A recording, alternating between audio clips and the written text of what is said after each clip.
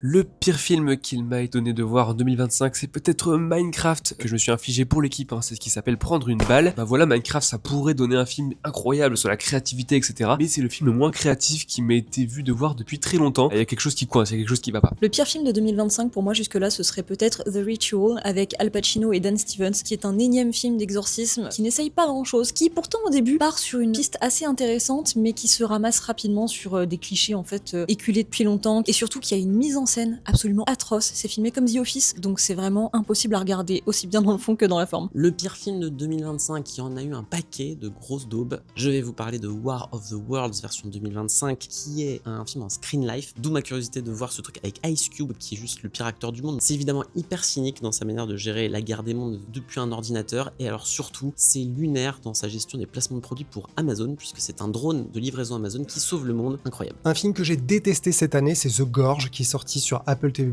le 14 février pour la Saint-Valentin, et c'est pas un hasard, j'aurais voulu un film d'horreur, c'était vendu comme une sorte de film d'horreur, et c'était une comédie romantique toute pourrie et complètement naze. Le pire film de 2025 pour l'instant, et je pense même que ce sera mon top 1 de l'année, c'est Shadow Force, un film d'action avec Omar Sy et Kerry Washington qui refusent de faire de l'action.